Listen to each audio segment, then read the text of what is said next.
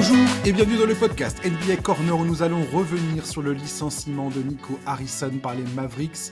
On va également parler des exploits statistiques de Nikola Jokic sous le maillot des Nuggets, mais aussi des rookies Concanapel et de Ryan Karlbrenner. Sans tarder, c'est Charles que j'accueille au micro. Salut Charlie. Salut Josh, salut à tous. Charlie, on a un bon programme aujourd'hui, un programme qui me plaît forcément parce qu'on va parler de Nicolas.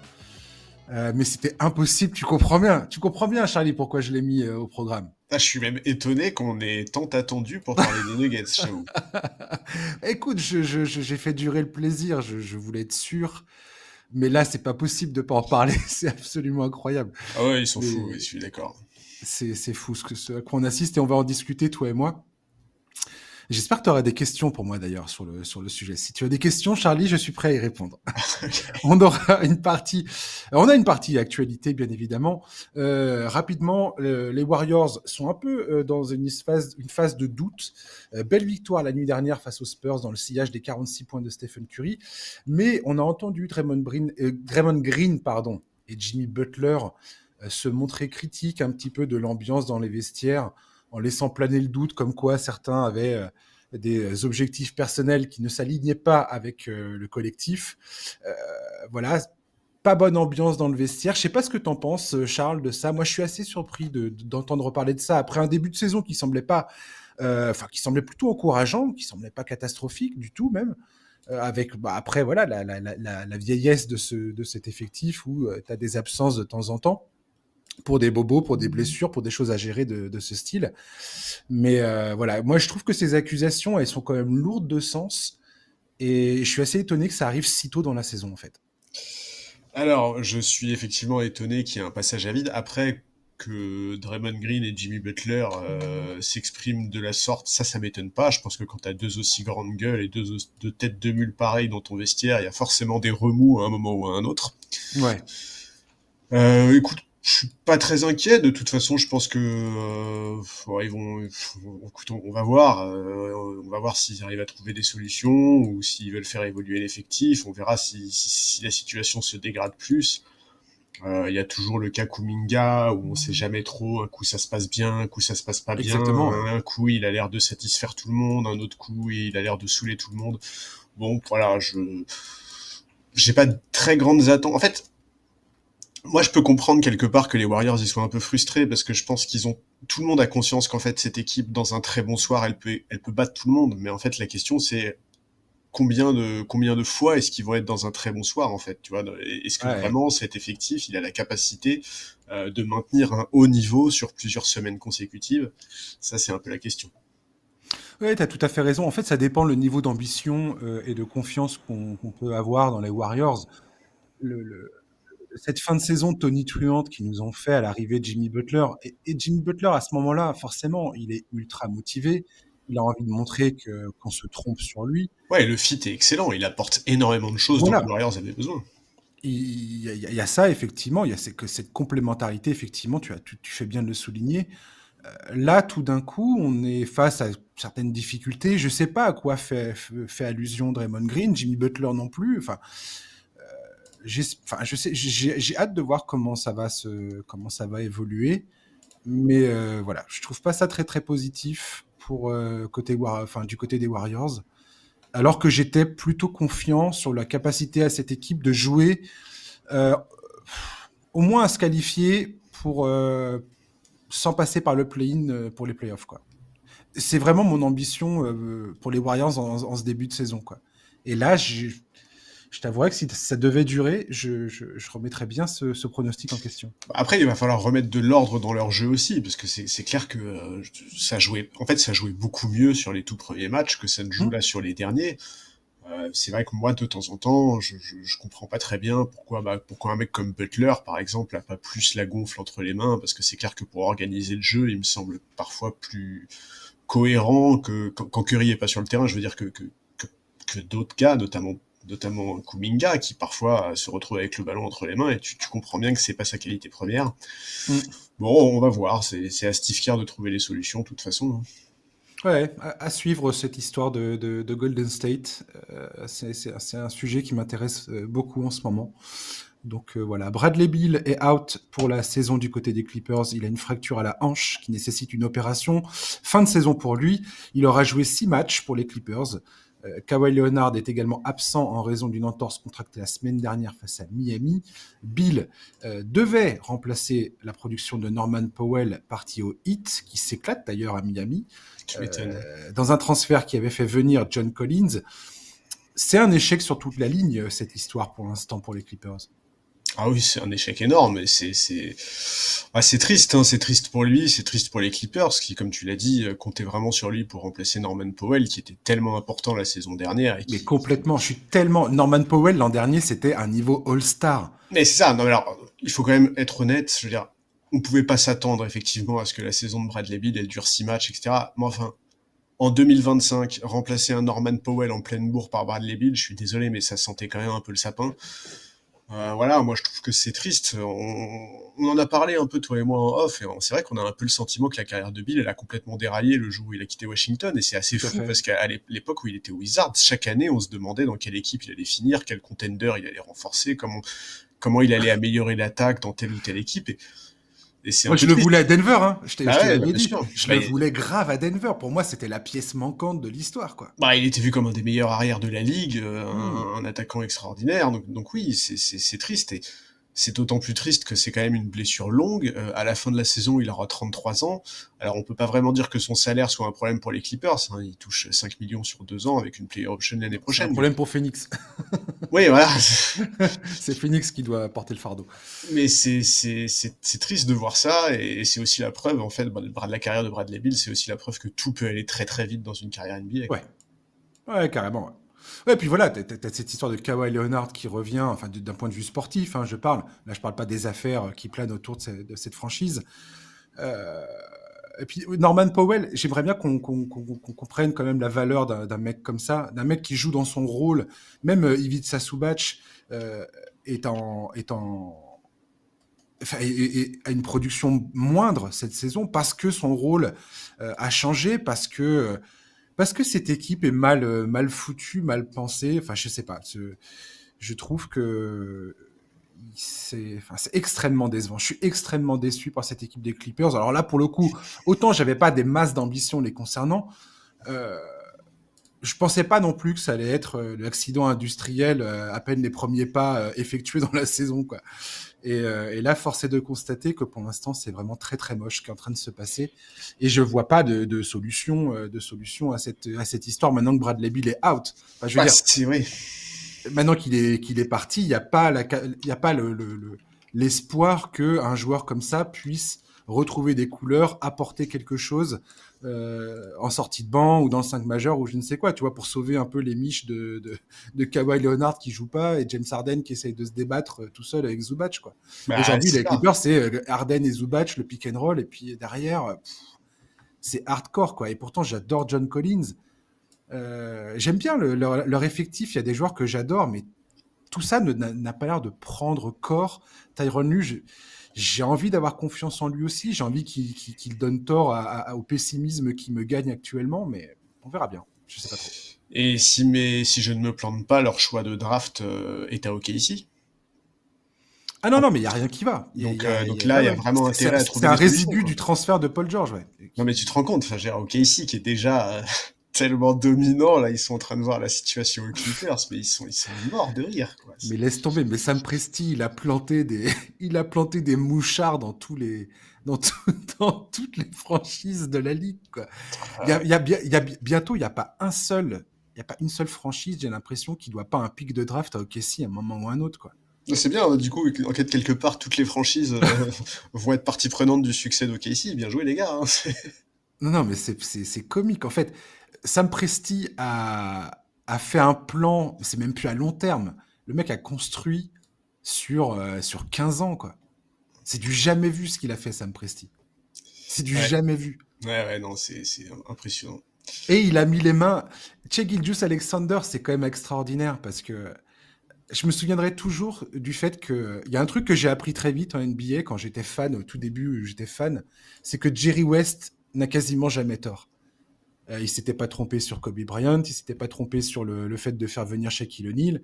il s'est pas trompé sur grand chose, ce gars-là. Et à chaque fois qu'il exprimait une opinion sur un joueur, je sais pas, je pense que 95% des joueurs dont il a parlé, à chaque fois, ça se concrétisait, quoi. Dès qu'il disait, ce jour-là, ça va être quelqu'un, tu pouvais être sûr que c'était le cas, quoi. Et Shai Gilgeous-Alexander, il était donc consultant à l'époque chez les Clippers, et c'est lui qui avait dit, écoutez, ce gars-là, il faut absolument le prendre. Il a un talent qui s'invente pas, quoi, qui est inné, et je pense que la franchise gagnera à avoir ce gars-là dans son effectif, quoi.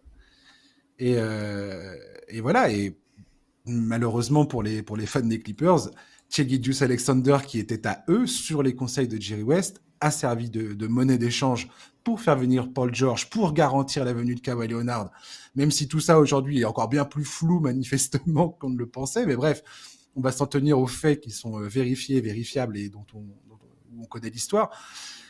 Et c'est OKC qui récupère ça. Et aujourd'hui, voilà, quand tu vois Shai Gilgeous-Alexander, 30 points pour lui, c'est un dimanche matin. C'est un dimanche matin comme les autres. Enfin, c'est fou, quoi. Ouais, non, mais c'est clair. C'est assez fascinant, cette histoire. Quand tu vois tout ce que les Clippers ont lâché pour avoir ce duo Kawhi Paul George, enfin, c'est. Ouais, puis comment Sam Presti a réussi à utiliser le fait que les autres franchises prenaient des décisions à la con, que lui servait de déversoir pour leurs contrats, les contrats stupides, les joueurs dont il voulait plus, les joueurs qui étaient en transition, ah tiens, ok, si ils étaient prêts à tout prendre. À partir du moment où tu leur filais un pic de draft, ils prenaient tout, quoi. Oui, c'est ça, c'est exactement ça. Ouais, à partir du moment où tu avais des contrats qui étaient pas trop longs ou qui étaient gérables sur la durée, quoi. Avec c'est pour ça que les contrats, faut toujours regarder les garanties. Qu'est-ce qui est garanti et qu'est-ce qui ne l'est pas dans le contrat. Des fois, tu signes pour des montants. Ah, il a signé 5 ans pour tel montant. Mais des fois, je sais pas moi, tu as 60% du montant qui va être garanti.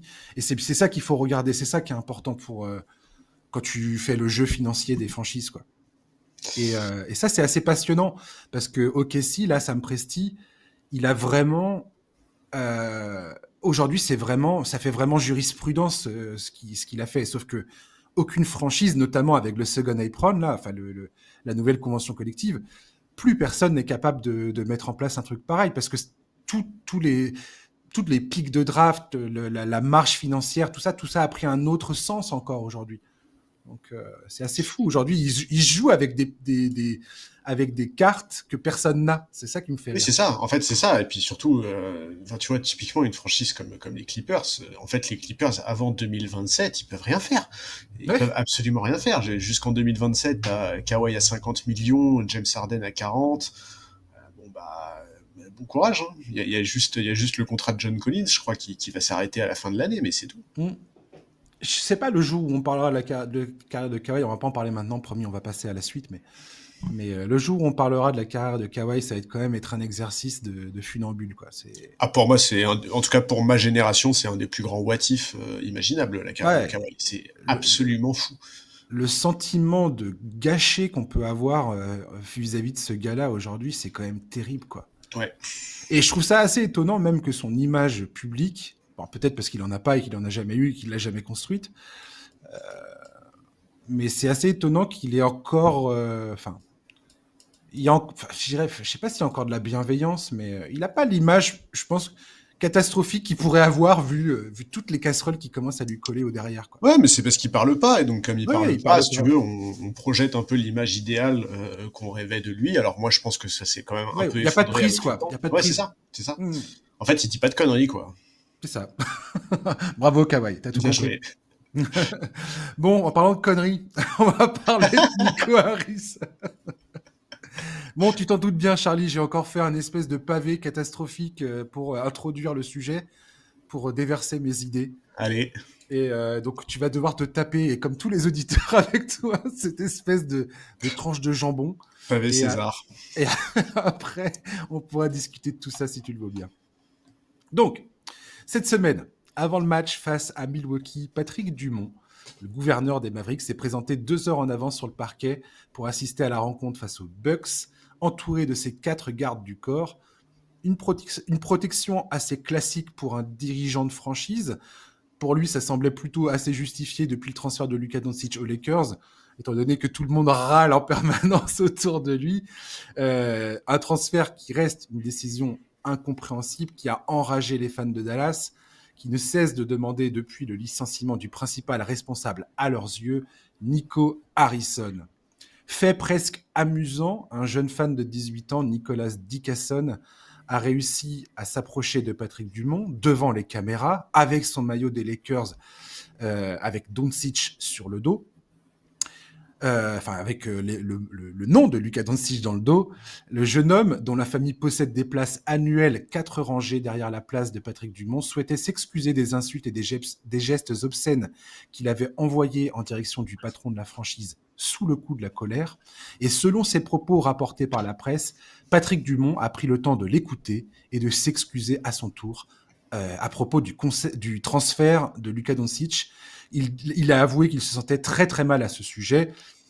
Cette rencontre a été relayée partout dans la presse. Quelques heures plus tard, Nico Harrison était officiellement licencié par la franchise et une lettre signée Patrick Dumont était publiée dans laquelle il évoquait les derniers mois difficiles et renouvelait son désir de faire des Mavericks une équipe compétitive sans jamais mentionner une seule fois le transfert de Luka Doncic, qui n'aurait jamais été possible sans son accord. On peut essayer de lui trouver des excuses, notamment sa relative inexpérience, de mettre tout sur le dos de Nico Harrison. C'est littéralement ce qui se passe depuis des mois, c'est ce qui se passe et ce qu'on entend depuis des jours, depuis des heures maintenant. Mais la responsabilité des nouveaux propriétaires ne doit pas être sous-estimée. Selon moi, Patrick Dumont est le beau-fils de la véritable propriétaire des Mavericks, Myriam Adelson, qui signe toutes les décisions concernant la franchise. Patrick Dumont est la façade. Je ne vais pas entrer dans les différentes théories qui tentent de démêler le pourquoi du comment le transfert de Luka Doncic a eu lieu. Il y a une grande probabilité qu'on ne connaisse jamais la véritable raison. Peut-être Myriam Adelson, qui n'a certainement que peu de considération pour le sport, a-t-elle trouvé inacceptable de signer le contrat le plus onéreux de l'histoire de la NBA, 145 millions de dollars sur 5 ans, pour un joueur dont elle ne saisissait pas le talent après la défaite de Dallas en finale quelques mois plus tôt, face aux Celtics. Peut-être que Nico Harrison s'est retrouvé dans une position impossible, qu'il a gérée de la pire manière qui soit. Peut-être qu'il est devenu le general manager le plus stupide de l'histoire après avoir réalisé tous les bons mouvements pour bâtir autour de Luka à son arrivée en poste en 2021. Je parle de Nico Harrison, qui a été recruté en 2021.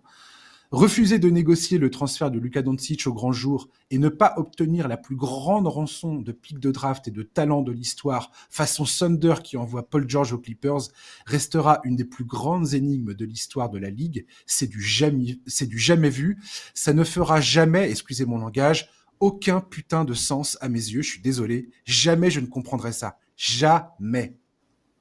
Ce que je dirais pour terminer, c'est que les fans de Dallas qui se réjouissent aujourd'hui du départ de celui qui était devenu l'ennemi public numéro 1 ne doivent pas oublier que leur équipe est dirigée par des personnes qui, jusqu'à preuve du contraire, sont incompétentes et n'en ont strictement rien à faire de l'aspect sportif, de ce qui n'est qu'un business parmi tant d'autres et qui est loin d'être le plus rentable pour ces gens qui ont fait fortune dans les casinos. Charles, je voudrais avoir ton avis sur le licenciement de Nico Harrison. Écoute, c'est l'issue attendue, hein. Le bouc émissaire a fait son office, quoi. Et je pense qu'il faut être naïf pour croire qu'il est le seul responsable de ce trade, qu'il l'a fait en toute indépendance. Je pense que ça aurait aucun sens, mais il fallait faire sauter un fusible. Les fans voulaient sa tête. Bon, bah voilà, c'est lui qui prend la porte, dont acte. Mais effectivement, comme tu le dis, je crois pas que ça puisse changer grand chose au futur proche des Mavs. Et dans l'absolu, comme le dit Mark Stein dans son article, c'est pas le viré qui ramènera Luka Doncic à Dallas. Ouais. Ça, moi, j'en suis pas mécontent. Mais en fait, c'est ce qu'on a déjà évoqué, tu vois. En fait, ce trade, il y a trop d'éléments qui sont incompréhensibles. Déjà, la volonté de trader Luka Doncic, bon, ça, tu l'as évoqué, ça fait aucun sens. Mais plus que tout, c'est le fait de le faire en catimini, sans jouer le jeu des enchères. Ça, c'est absolument incompréhensible. Et d'ailleurs, dans tout ce que je lis, moi je lis plein de théories là, notamment depuis le licenciement de Nico Harrison, parce que depuis son licenciement, évidemment, les machines à communiquer fonctionnent à plein. Alors on apprend plein de choses sur lui, sur sa pseudo-incompétence, etc. Bon, alors déjà, s'il est aussi incompétent depuis le début, comment il a réussi à monter une équipe aussi cohérente autour de Luka Doncic il y a Qui est allé en années. finale NBA. Ben voilà. Ensuite, s'il est aussi compétent, comment c'est possible qu'il soit resté aussi longtemps en place? S'il est aussi incompétent, comment c'est possible de l'avoir laissé manœuvrer ce trade tout seul dans son coin avec Pelinka? Bref, voilà, ce trade, il est délirant. J'ai aucun doute sur le fait qu'il y ait des responsabilités au-dessus de lui. D'ailleurs, je n'oublierai certainement pas les déclarations du même Patrick Dumont après le trade de Doncic, notamment celle où il expliquait que les légendes de la ligue étaient des gros bosseurs et où il sous-entendait très clairement que Doncic, n'ayant pas cette mentalité, n'avait rien à foutre à Dallas. Bon, écoute, voilà, je vais pas plaindre Nico Harrison parce que c'est la discussion qu'on avait eue au moment du trade. Hein. Pour moi, si les propriétaires lui avaient forcé la main, alors il aurait dû se mettre en retrait plutôt que d'accepter ça. Je suis tout à fait d'accord avec toi. Alors, Je me souviens qu'on avait discuté de ça, toi et moi. J'avais du mal à comprendre ton point de vue et aujourd'hui, je le comprends tout à fait. C'est très pertinent de ce que tu avais dit à ce sujet. en fait, si tu vois, il avait tout, enfin, il a tout à perdre. Et là, quand tu vois l'état de sa réputation, ce Sa qu'il prend, crédibilité, ouais. ah ouais, c'est terrible. Alors, je trouve que c'est injuste, effectivement, qu'il soit le seul à trinquer, mais c'est comme ça. Et dans les faits, il a jamais rien fait pour détourner l'attention de sa responsabilité. Alors, pourtant, il a fait des trucs, hein. Il a été actif dans la presse, hein. Tous les bruits qui sont sortis, toutes les rumeurs qui sont sorties dans la presse après le trade de Doncic sur sa mauvaise hygiène de vie, son manque de sérieux, etc. C'était complètement téléguidé par la franchise. On va pas faire les naïfs. On sait très bien comment fonctionne la NBA. Les franchises savent parfaitement bien se servir des insiders quand il le faut. Mais voilà, quand tu vois le début de saison de Luka Doncic, tu n'as plus grand-chose à redire à ce niveau-là. Bon, écoute, en fait, ça me met un peu mal à l'aise cette situation parce que pourquoi avoir autant attendu pour le faire sauter? Une fois qu'il a sauté, c'est bon les gars. Tout le monde voulait sa tête. C'est pas la peine de faire une campagne médiatique là en empilant les anecdotes les plus hallucinantes les unes que les autres. Expliquant que Jason Kidd et lui étaient plus du tout sur la même longueur d'onde, qui voulait que Anthony Davis risque une rupture du tendon d'Achille, qui méprisait le talent de Nikola Jokic. Et d'ailleurs, au moment de son arrivée en NBA, tout le monde méprisait le talent de Nikola Jokic en plus, si je puis me permettre. Donc, bon, voilà, je trouve que c'est un peu facile. Alors évidemment, quand on veut piquer son chien, on dit qu'il a la rage, mais franchement, là, c'était pas nécessaire, je pense. Bon voilà, l'issue, elle était inévitable de toute façon. Aujourd'hui, dans la situation des Mavs, la seule chose à faire, la seule chose que tu peux faire, c'est tout faire pour réparer la relation avec les fans. Et pour réparer la relation avec les fans, t'es obligé de virer Nico Harrison. C'était devenu un enjeu trop important. Mais voilà, quelle hypocrisie, quelle hypocrisie. S'ils avaient dû virer tous les mecs mêlés de près ou de loin au trade de Doncic, je pense que la liste aurait été vraiment longue, et je pense pas que Dumont aurait été protégé, mais comme tu l'as dit, ses liens avec les propriétaires sont trop importants. En fait, il y a quelque chose qui m'écœure le plus dans cette histoire, au-delà de tout ce qui s'est passé d'un point de vue sportif, mais ce qui m'écœure le plus, c'est que c'est une telle énormité, une telle immondice, une telle catastrophe absolue, qu'on a vu se mettre en marche tous les outils de relations publiques, les- l'espèce de rencontre entre ce jeune fan et Patrick Dumont, là. Enfin, je veux dire, c'est impossible que ce truc-là ne soit pas un, un putain de théâtre. Bah évidemment, c'est une mise en scène, mais C'est une mise en scène catastrophique. tellement obvious, ouais, je suis d'accord. Et en fait, c'est ça je pense, qui m'exaspère le plus, c'est à quel point on nous prend pour des demeurés. Mais c'est surtout qu'en plus, vraiment, je suis désolé, mais c'était pas la peine. Non, non, non, mais Toi, c'est ça qui est drôle. En plus, je trouve ça mal fait. Je trouve que ça se voit, mais de façon honteuse. Et ça ne fait que rajouter à la haine profonde que j'ai pour ces gens-là. Enfin, la haine, non, ça pour le coup, c'est un mot bien trop fort. J'ai pas du tout de haine. Je m'embarrasse pas de ce sentiment-là. Mais je trouve ça pitoyable, voilà. Je trouve ça absolument pitoyable d'avoir recours à ce genre de stratégie pour essayer d'inverser la tendance, de changer l'opinion publique, pour essayer de redorer son image. Les gars, assumez le fait que vous en avez strictement rien à faire, que je sais pas, on sait même pas quel est leur projet, on sait même pas ce qu'ils veulent faire. Patrick Dumont, dès qu'il sort quelque chose d'un point de vue sportif, c'est une catastrophe. Tu vois bien que il n'est pas du tout au fait de ce qui se passe. ouais, bah après, là, écoute, non, là, ils sont Donc, tellement, là, visiblement, Sports Illustrated, enfin Chris Mannix a expliqué que Mark Cuban allait être de retour dans le jeu, qu'il allait récupérer du pouvoir, etc., etc. C'est une catastrophe. Bah oui, mais je veux dire, c'est un nom qui parle aux fans, tu vois. C'est surtout ça, en fait. Tu vas voir qu'ils vont tout faire pour Hmm. essayer de ramener du Dirk Nowitzki dans le paysage. C'est une évidence, et c'est des ressorts de communication qui sont clairs. Voilà, on est d'accord, parce que sportivement parlant, ils sont, quoi qu'il arrive, on en a assez parlé, toi et moi, dans ce podcast, pour comprendre que à partir du moment où tu as des propriétaires qui n'ont absolument aucune idée de ce qu'ils font, ou qui le font mal, ou qui décident d'être interventionnistes alors qu'ils sont complètement à côté de leur pompe, ça va pas bien se passer. C'est sûr et certain que ça va pas bien se passer. Et je vois pas comment leur histoire va bien se passer. Là, aujourd'hui, Dallas, le seul truc qu'il y a à faire, c'est essayer de tanker cette saison comme des cochons, parce que le pic dont ils ont encore la maîtrise aujourd'hui, c'est leur premier pic de 2026. Et la draft 2026, elle est réputée comme étant très forte. Les pics de 2027, 2028, 2029, 2030, alors en 2029, ils ont le pic des Lakers, c'est le seul pic qu'ils ont récupéré. Est-ce qu'on se rend compte de la dinguerie? Enfin bref. Euh, Ils ont plus aucun de leurs pics. Pourquoi? Parce que les pics ont été utilisés pour faire des transferts, pour faire les transferts pour construire autour de Luka Doncic. Donc c'est Nico Harrison qui avait transféré ses pics à la base. Tout à fait. Bah, c'est bien, du coup, quand ils se rendront compte qu'ils n'ont plus aucun choix de draft, ils pourront encore mettre la faute sur Nico Voilà. Harrison.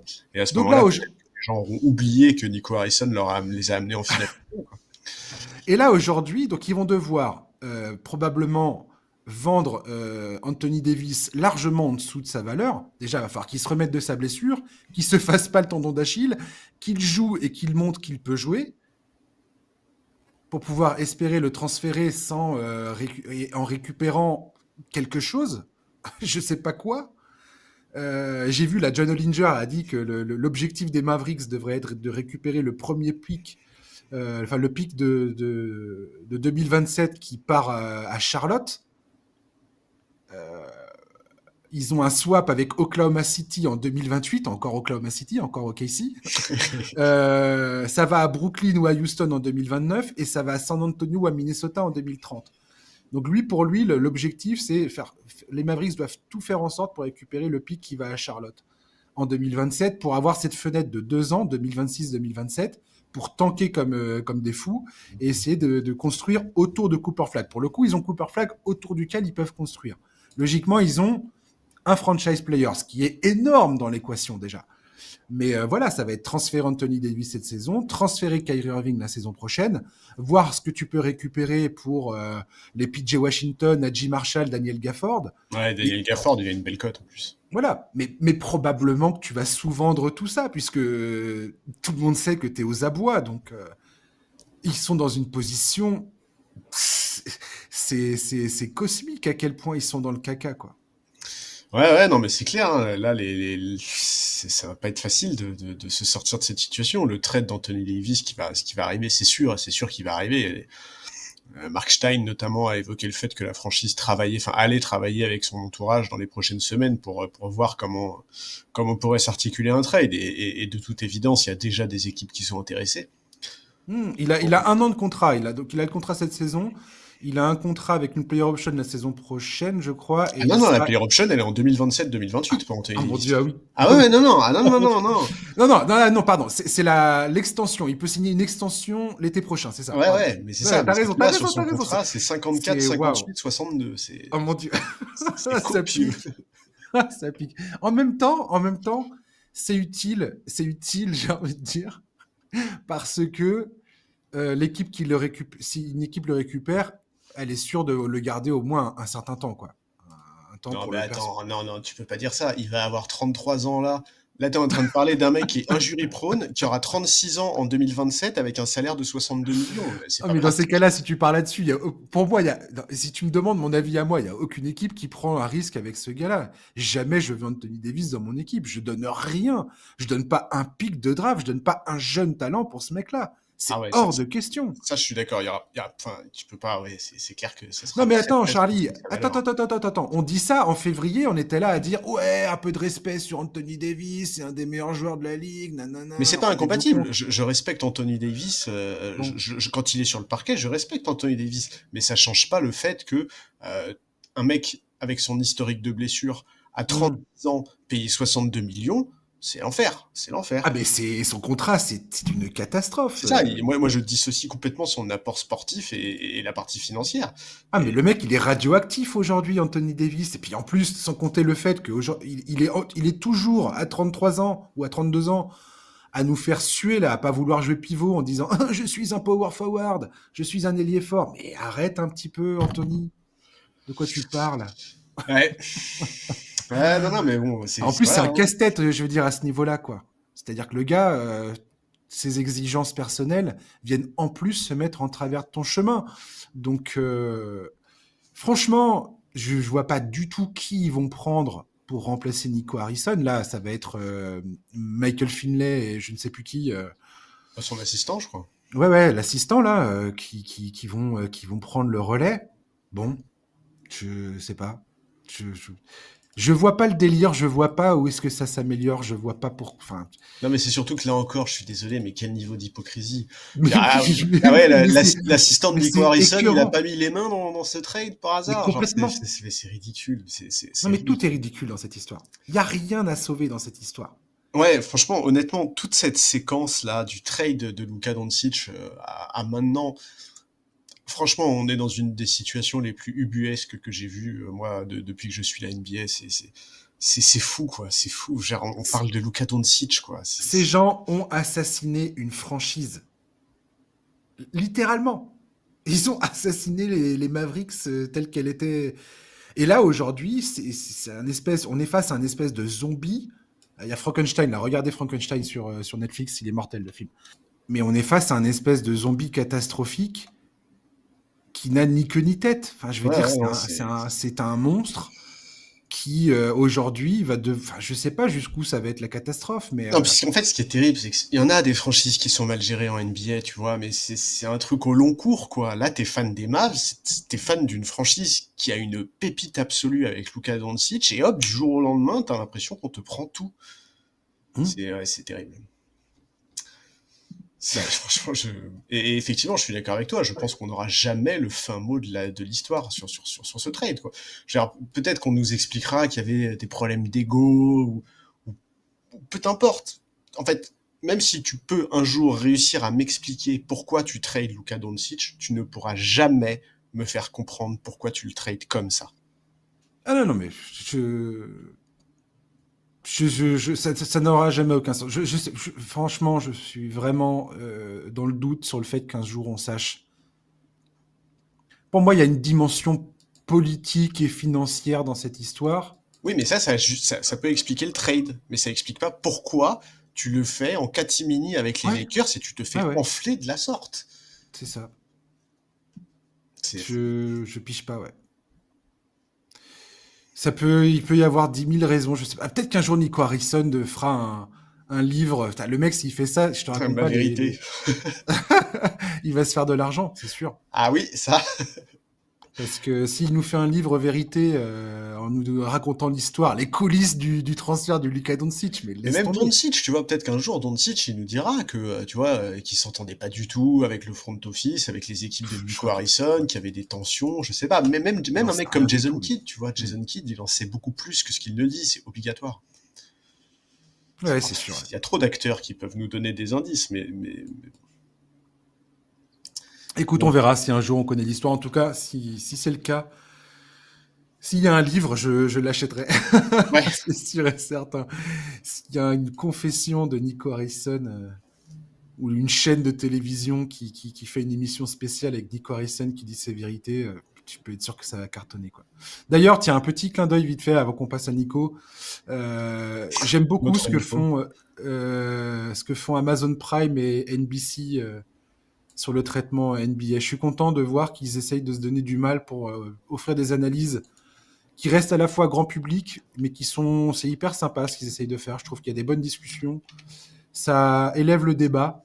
Et je suis content de voir ça. Ça change de Kendrick Perkins Inside et the de, NBA. et de toutes ces personnes. Inside the NBA, c'est assez inégal, C'est mais très inégal, mais de temps en temps, ils se foutent vraiment y a- de la gueule du monde. ouais. Mais des fois, c'est pertinent. Mais pas tout le temps, ouais. Non. Là, je trouve que sur Amazon et tout ça, franchement, ils essayent de faire des trucs vraiment pas mal. En termes de conversation, ils ont des bons intervenants, des bons consultants.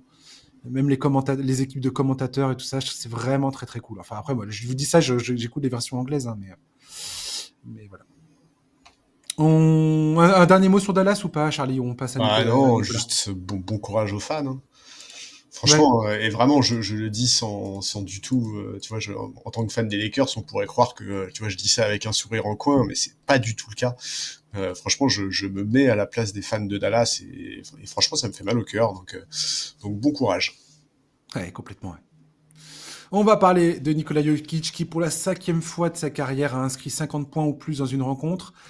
Cette fois, c'était dans une victoire face aux Clippers la nuit dernière. Bizarrement, c'est la première fois qu'il terminait vainqueur au moment où sonnait le buzzer final après avoir scoré autant de points. L'an dernier, on se souvient de la défaite face aux Bulls après avoir signé le triple-double avec le plus de points de l'histoire de l'NBA. 61 points, 11 rebonds, 10 passes, complètement lunaire. Au Hallucinant. premier tour des playoffs en avril, les Clippers et Ivica Zubac lui avaient donné du fil à retordre en tournant à 24 points de moyenne seulement. C'est la 3e plus basse moyenne sur les 6 séries de playoffs disputées dans sa carrière. Là, il a fait du petit bois avec les Clippers. Clairement, combien il avait 52 points, je crois, au 3e quart-temps. C'était absurde. C'était totalement absurde. Depuis le premier match de la saison face aux Warriors, une défaite où il avait terminé avec un piteux 2 sur 13 à 3 points, Nikola Jokic paraît inarrêtable, du moins plus que d'habitude, sachant qu'il a remporté 3 titres de MVP sur les 5 dernières années et qu'il tournait en triple-double en moyenne la saison passée. C'est simple, Nikola Jokic ne rate quasiment plus aucun tir. Son niveau d'efficacité, de manière générale, a atteint un tel niveau que cela paraît presque absurde. Son nom côtoie une nouvelle fois les plus grandes légendes du sport, Will Chamberlain, Michael Jordan, Shaquille O'Neal, LeBron James, n'importe qui, mettez n'importe quelle légende à laquelle vous pensez, Nikola Jokic est là avec eux. Il se tient à leur côté. On est en novembre. Il me semble que j'avais dit souhaiter pour les Nuggets de voir les minutes de Jokic baisser avec sa production, étant donné les qualités des recrues à l'intersaison. Je ne pensais pas qu'il exploserait son efficacité à ce point et qu'on continuerait de parler de lui de cette manière-là. Charles, comment tu vois ce que réalise Nikola Jokic depuis le début de la saison? Bon, c'est fascinant. Franchement, en fait, ce qui est fou, c'est qu'on a l'impression que les gens se sont habitués, en fait, et que c'est presque traité avec banalité, mais enfin, je veux dire, là, vraiment, on est en train de contempler un début de saison qui est fou. Je veux dire, son niveau d'efficacité est invraisemblable. C'est le meilleur passeur de la ligue. C'est, je crois, un des 3, 4, 5e meilleur scoreur de la ligue. C'est le meilleur rebondeur de la ligue.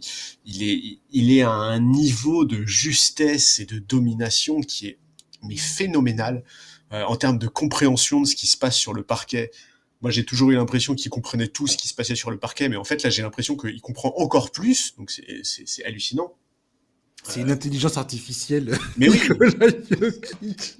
Il a un ordinateur dans la tête, c'est pas foutre possible. plus de 50 points en ayant si peu de déchets. Je veux dire, il est à 18 sur 23 au tir, à 5 sur 6 à 3 points, il perd que 2 balles perdues. C'est hallucinant. Vraiment, c'est tellement beau à voir, il est tellement en maîtrise de son jeu, j'adore. Et globalement, honnêtement, les Nuggets, ce début de saison, il est incroyable dans son sillage. C'est le deuxième Mm. meilleur rating offensif, c'est le deuxième meilleur rating défensif, c'est le deuxième meilleur net rating, c'est le meilleur assist to turnover ratio. C'est des chiffres qui en disent long sur le niveau de maîtrise et de domination de cette équipe. Euh, alors en plus que leur principal recrue n'a visiblement pas encore totalement trouvé ses marques dans cet effectif. Je veux dire, Cam Johnson n'a jamais été autant en galère au shoot extérieur notamment. Même Christian Brown, il a jamais été aussi peu adroit. Mais l'équipe fonctionne incroyablement bien parce que Jokic fait fonctionner tout ça à merveille.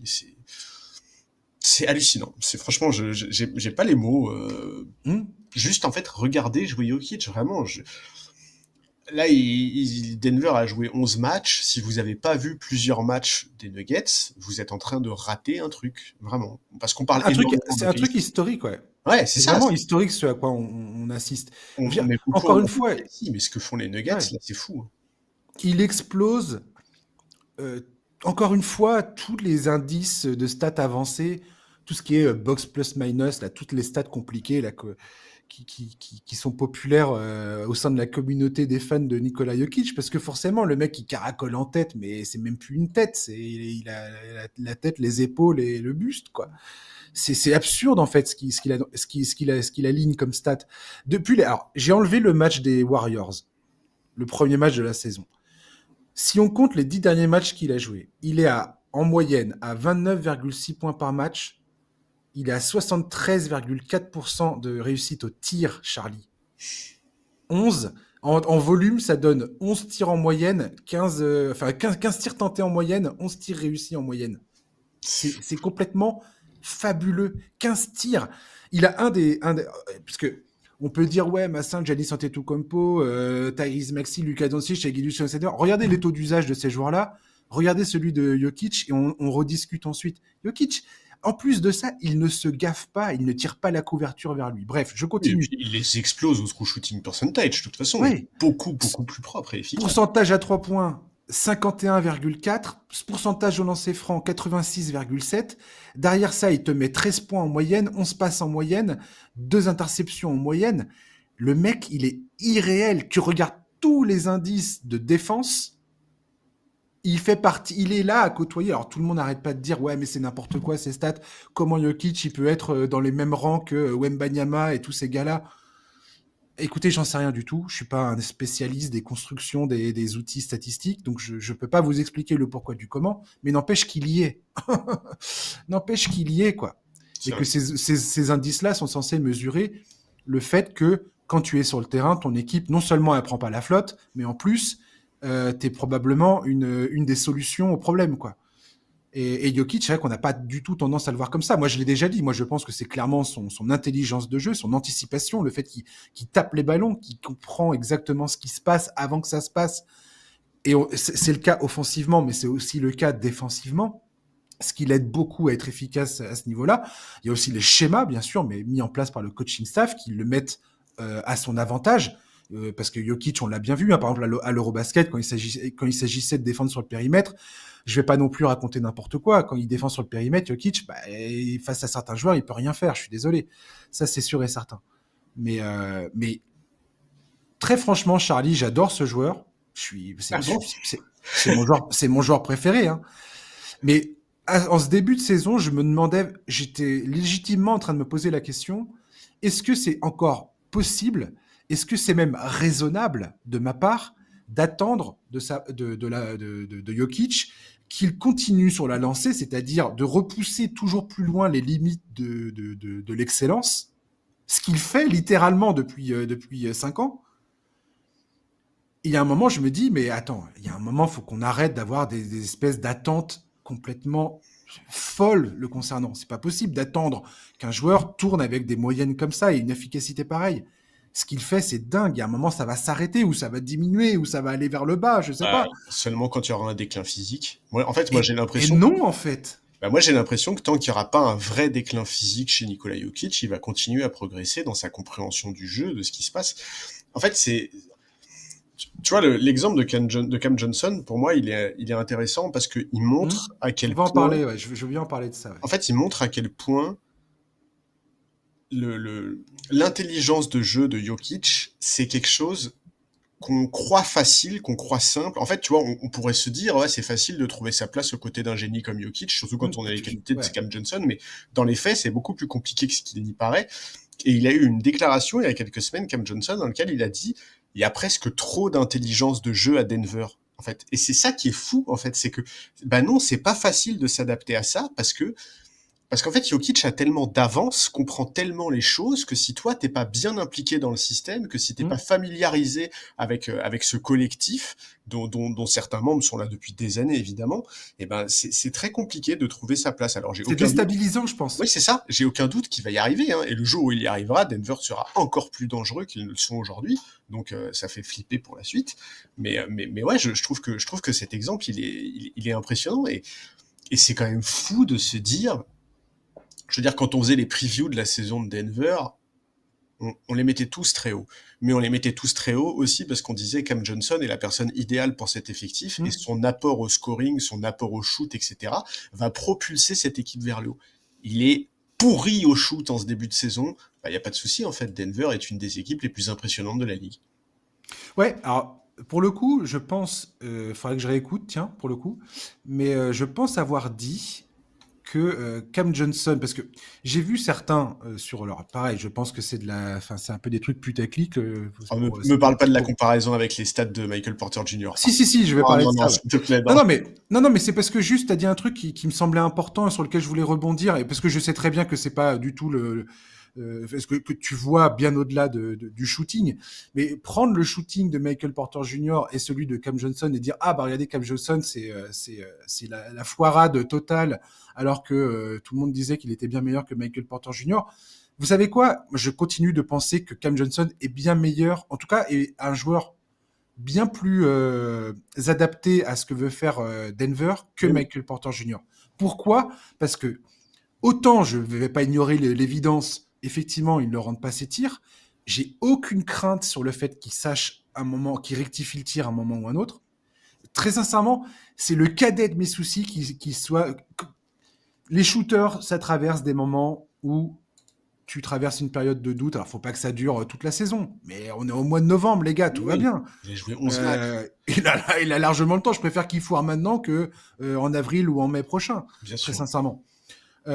S'il est prêt à partir au combat lors des playoffs, ça m'ira très bien. Par contre, qu'est-ce qu'on voit sur le terrain le concernant? On voit quelqu'un qui est capable de poser le ballon sur le parquet, qui est capable de faire des passes, qui est capable de faire des lectures de jeu dont était littéralement incapable Michael Porter Jr. Défensivement, tout le monde annonçait une espèce un truc mid, moyen, ouais, bof, bah, il sera complètement inconséquent. Et ben, en vérité, Cam Johnson, il est plutôt bon. Et c'est parce qu'il est intelligent et parce qu'il comprend. C'est un joueur extrêmement cérébral, Cam Johnson. Et il comprend le placement. Et comme il sait, comme il voit très bien, il n'est pas stupide. Il voit très bien qu'il ne rentre pas ses tirs. Donc, qu'est-ce qu'il essaye de faire? Il essaye d'être efficace et d'avoir un impact sur d'autres secteurs de jeu. À la passe, fluidifier la circulation du ballon, défensivement, dans les rotations et tout ça. Quand tu regardais les matchs de Denver auparavant, c'était pas rare de voir Jokic qui passe son temps à râler sur Michael Porter Jr. en lui disant mets-toi là, t'as rien à faire ici, va de l'autre côté, défends sur tel joueur, mais qu'est-ce que tu fais à cet endroit? C'est pas là que t'es censé être de l'autre côté. Enfin bref, là tu le vois quasiment jamais avec Jokic, Non, mais avec Cam Johnson. en plus, il force rien, Cam Johnson. Enfin, je veux dire, Mais complètement. il tourne à 7 tirs par match, hein, le gars. Je sais pas si on se rend compte. C'est-à-dire, la seule fois dans sa carrière où il a aussi peu shooté, c'était sa saison de rookie. Et d'ailleurs, David Adelman a eu des déclarations à son sujet en disant qu'il était extrêmement satisfait, qu'en dehors de son adresse, il était très satisfait de son apport, que Mm-hmm. mais en plus, même dans l'attitude, on voit bien, il se donne à fond, il est pas du tout résigné ou quoi. Absolument pas. On Ouais. sent qu'il est juste en phase d'apprentissage, il est en phase d'intégration, et je suis d'accord avec toi. J'ai aucun doute sur le fait que son profil a beaucoup plus de sens que celui de Mm. Porter Junior. Alors moi j'ai vu pire que toi, parce que moi j'ai vu des mecs qui comparaient les chiffres actuels de Porter Junior à Brooklyn et ceux de Cam Johnson. Mais attendez, mais de Ah, mais quoi on parle? oui, j'ai vu tout ça aussi, Je veux t'inquiète. dire, Porter Junior à Brooklyn, ok, il tourne à 23 points de moyenne, mais enfin, c'est un mec qui stade dans une équipe qui ne joue rien. Il est la première option d'une équipe enfin voilà, qui ne vise pas à gagner les matchs, qui d'ailleurs n'en a gagné qu'un depuis le début de la saison. Enfin, cette comparaison, elle n'a aucun sens. Ne pas tenir compte du C'est ne contexte. pas comprendre ouais, comment ça marche. Ouais. Ah, c'est Ça incroyable. veut rien dire en fait. Non, mais c'est Tu pour peux ça. planter 23 points dans une équipe qui joue rien, où tu as tous les tickets shoot que tu veux. Mais oui, Ok, je pense que mais c'est du rage bait parce que sinon je comprends vraiment pas. Donc ouais, non, moi je suis pas inquiet pour Cam Johnson Et c'est pareil, pour Christian Brown, hein. Christian Brown, il est Ouais, sur des chiffres d'adresse qui sont, je veux dire, il est à ils sont pas bons. 20%, alors qu'il a fait Ouais. toute sa carrière à 37%. Faut pas s'attendre à ce qu'il passe toute la saison à shooter comme ça. Ça n'arrivera pas. Et pareil, lui, j'ai aucun doute sur le fait qu'il monte en puissance. Et comme tu l'as dit, il Le, vaut mieux commencer comme ça que finir comme ça. exactement. Et c'est ça qui d'ailleurs devrait faire peur au reste de la ligue, c'est que Denver est encore loin de toucher à son potentiel. Mais oui, non mais c'est super flippant. Enfin, je sais pas Ouais, si on se ouais. rend compte leur attaque, elle est déjà tellement efficace. Et pourtant, Si ça clique cette histoire, ça va faire mais extrêmement mal. ouais, Et ce qui me rassure le plus, c'est de voir, et aussi coup de chapeau à Jamal Murray qui commence très bien l'année. Aaron Gordon, la Gordon aussi. transformation Ah d'Aaron ouais, Gordon, oh là là. elle est, c'est un truc, mais c'est un truc de fou. Ce gars est passé d'un joueur qui savait quasiment pas tirer à tout d'un coup, c'est un sniper pas possible. Et puis la domination physique de Denver est assez incroyable parce qu'on parle des quelques paniers ratés par Jokic. Mais si tu regardes les matchs, tu te rends compte qu'il y a énormément de tirs qu'il rate, qu'il récupère juste derrière au rebond et qu'il score juste après. Ouais, oui, ouais, Et ouais. c'est comique. Je me marre tout seul devant mon écran tellement souvent. Et l'autre truc, dans l'autre phase, l'autre côté du départ de Michael Porter Jr., c'était quoi? C'était contractuellement ce que ça a permis à Denver de faire, à savoir faire venir Valanciunas, faire venir Bruce Brown, signer Tim Hardaway Jr., qui aujourd'hui offre un banc à Denver qui n'a jamais existé depuis même 2023, c'était pas aussi fort quoi. Ouais, d'ailleurs, lui, Tim Hardaway Jr., en termes d'adresse, il a pas perdu de temps, hein. Il y a Ah, pas de et problème, puis hein. alors, lui, il se fait plaisir. À lui, c'est Disneyland tous les jours, quoi. Wouhou! Yeah! Un bon shoot, je suis ouvert. Bah ouais. Non, non, mais franchement, cette équipe, elle est à la hauteur de ce que je pensais quand j'ai vu tous les transferts, tout ce qui devait se passer, tout ce qui s'est passé. C'est largement à la hauteur. Alors, pour l'instant, ça n'a pas pris totalement, mais on est en novembre, on est le 13 novembre, tout va bien. 14 novembre, tout va bien. C'est cool. Oui, c'est très cool, ouais. Non, mais surtout qu'en plus, vraiment, tu vois, en fait, je serais pas inquiet de la situation des individualités comme Cam Johnson, Christian Brown, etc. Même si la situation collective, elle était moins bonne. Mais là, en plus, ils sont à 9 victoires, 2 défaites. Tu vois, et encore, les 2 défaites de la saison, il y en a une, c'est face aux Warriors en prolongation, et l'autre, c'est face à Portland, où ils perdent d'une possession, tu vois. Il n'y a pas eu un match où ils sont Ouais. vraiment passés au travers. Alors, quand même, on va dire, ils ont pas eu un calendrier de début de saison qui est affolant. Pour le moment, ils n'ont pas Oui, croisé tout à la fait. route des meilleures Tu, équipes, tu hein. fais bien de le rappeler, Ils n'ont merci. pas Ouais. croisé OKC, ils n'ont pas croisé Houston, pas croisé les Lakers. À l'Est, ils n'ont pas croisé Détroit, Cleveland, New York. Mais ok, d'accord. N'empêche qu'il faut quand même les gagner les matchs. Ouais. Ah non, mais là, moi, j'ai la banane tous les jours en ce moment. Franchement, en fait, c'est horrible parce qu'on est qu'en novembre, tu vois, mais en fait, je vais passer l'année à saliver à l'idée d'une série de playoffs entre Denver et OKC, hein, c'est sûr.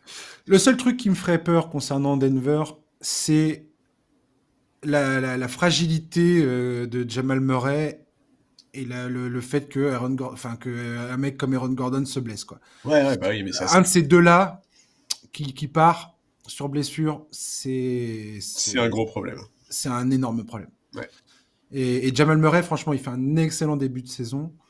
Alors, c'est pas non plus, c'est pas le playoff Jamal, mais ça reste Jamal qui est bien plus en jambes que les saisons précédentes où il avait vraiment gagné cette réputation de se mettre en jambes sur les 2-3 premiers mois de la saison. Et là, c'est pas le cas. Il est arrivé plutôt affûté. Donc, donc voilà. Et je repense au fait que tout le monde disait après les 2 premiers matchs, ah, dis donc, Jokic, il est un peu gras du bide, hein, il a pas l'air d'être très en forme, il a pas pris la préparation sérieusement.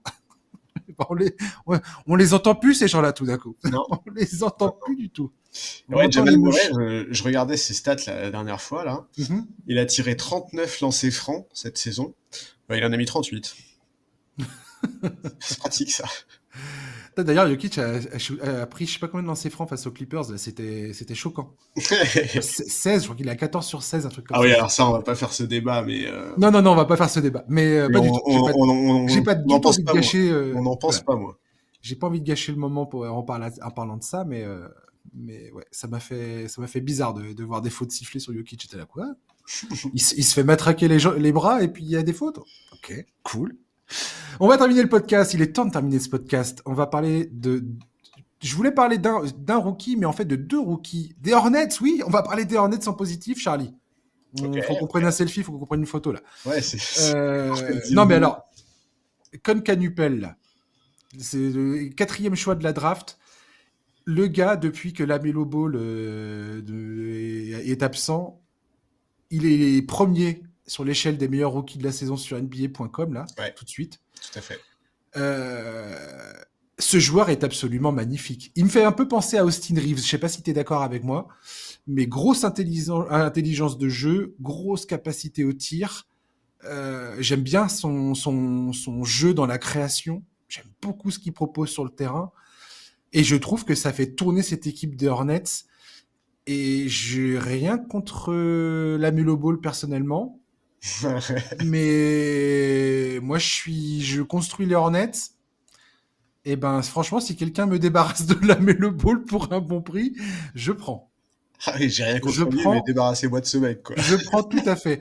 Et t'as Ryan Kalbrenner derrière. Alors lui, c'est le 34e choix de la draft, second tour. Mais alors pareil, lui, il rate pas un tir. Il est déjà en train de te taper des records de pourcentage de réussite au tir. Il a plus de 80% de réussite. Ouais. Alors, ça sera jamais plus qu'un role player. Hein. Il a 24 ans. C'est un des plus vieux rookies de la fournée 2025-2026. Mais pareil, très bon gars.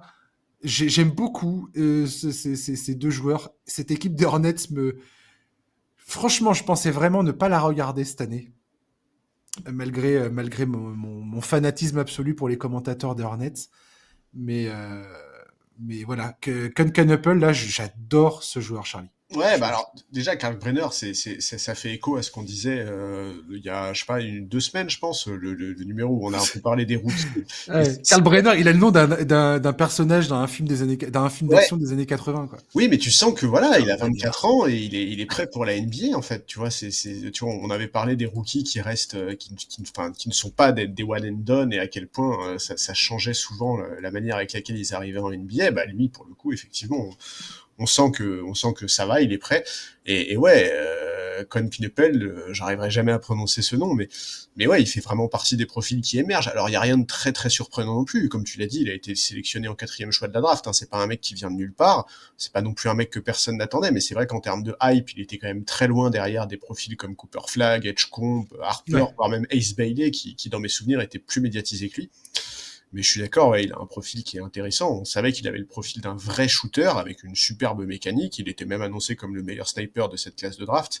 Mais il est plus que ça. Il a un Il vrai est plus QI que ça, ouais. basket. Ah ouais, il a un vrai QI Ouais, basket ouais, qui lui ouais. permet de s'adapter à ce que les défenses proposent. Euh, il est combatif sur le parquet. Il se cache pas en défense. Il met de l'intensité. Il s'arrache quand il faut. Ah, Voilà, il a vraiment tout d'une très bonne pioche pour Charlotte. Et en termes d'état d'esprit et de ce qu'on perçoit de sa mentalité sur le parquet, moi je suis d'accord avec toi, il me plaît plus que Lamelo, dont j'ai parfois un peu l'impression qu'il n'a pas conscience de ce qu'implique le fait d'être un franchise player en NBA. Alors attention, je te dis pas qu'en termes de talent c'est équivalent, ni mais qu'il peut ce devenir un gars a franchise un player. talent écœurant, Oui, Lamelo oui, Ball. Il est pétri de talent. Le problème, c'est la c'est mentalité. sa façon de penser le jeu, en fait. Et c'est ce que j'aime bien chez Canupel, c'est sa manière de réfléchir à l'instant, à impliquer ses coéquipiers, à quel moment du match on est, qu'est-ce qu'il faut faire, et pas balancer une ogive 5 mètres derrière la ligne des 3 points parce qu'il se sent de le faire, quoi. Ouais. Tu vois? Mais ouais, Il y a non, un mais moment, voilà. la Melo Ball, tu te dis quand est-ce qu'il va comprendre et qu'il va maturer un petit peu dans sa tête. Alors peut-être que ça casserait le délire, tu vois. Il a 24 ans, la Melo Ball, donc quelque part, il faut Ouais, être un mais peu quand t'es indulgent. franchise player d'une équipe, est-ce que t'as besoin de délire ou alors t'as besoin d'être en maîtrise de ton jeu, en fait, tu vois? Je C'est un sais peu ça pas. la question. Moi je veux dire, oui, je pense que la Mélo, effectivement, c'est un joueur highlight par excellence. Mais mais je suis pas sûr que ce soit ça dont Non, non. Et puis, il a plus de cheville, la Melo Ball. Moi, franchement, ses chevilles, elles me font peur. Ouais, J'ai l'impression que c'est un joueur qui ne se remettra jamais de ses problèmes aux chevilles, quoi. ouais, bah ouais. Non, et puis voilà, moi, Il a les cheveux en porcelaine. j'avoue que la qualité de tir de Knuppel, elle est, en fait, sa mécanique, elle est tellement propre. Enfin, tu vois, il y a un petit côté Klay Thompson dans sa mécanique j'adore les gestes aussi maîtrisés. Ouais. Tu vois, on en a vu pas mal ces dernières années des rookies qui arrivaient avec une mécanique de tir, on va dire particulière pour être gentil. Alors, c'est pas systématiquement synonyme de difficulté au tir extérieur, hein. Parfois, ils s'en sortent bien avec des mécaniques un peu bizarres, mais c'est vrai que j'aime bien les mecs qui ont une mécanique aussi propre. C'est agréable à voir, je trouve.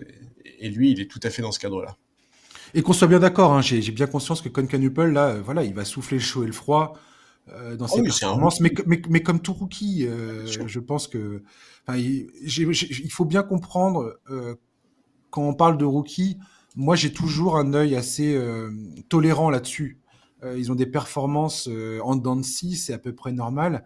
Moi, ce qui m'intéresse quand je regarde un rookie, c'est comment il se comporte sur le terrain. Ouais, et ce qu'il comprend du Et jeu aussi. voilà, c'est ça, ouais, sa lecture du jeu. Et qui rate des tirs, ça me dérange pas tant. Perte de ballon, ça dépend. Faut voir la tête, la tronche des pertes de balles. Faut voir à quoi ça ressemble. Est-ce que c'est une décision débile ou est-ce que il pensait bien faire? Mais très franchement, j'aime beaucoup, j'aime beaucoup ce joueur. Je pense que ça va devenir quelqu'un. Et je vais rendre, c'est Bill Simmons. Je vais lui rendre hommage parce que, enfin, rendre hommage, souligner le fait que dans le podcast preview de la saison, lui s'était montré excessivement enthousiaste concernant Concanupel et ses interlocuteurs étaient tous là en train de rigoler du style ah, attends mais qu'est-ce que tu racontes ça serait une chance déjà si le mec ça devient Luke Kennard et je pense qu'on n'est pas face à un Luke Kennard, je pense qu'on est face à un joueur plus grand que ça. Je sais pas, je le ressens en tout cas comme ça. Bon, écoute, Peut-être je que suis j'aurais tort d'accord. à terme, mais je veux croire que ça sera autre chose, Concanupel, et que ça va même être un très bon joueur dans cette ligue.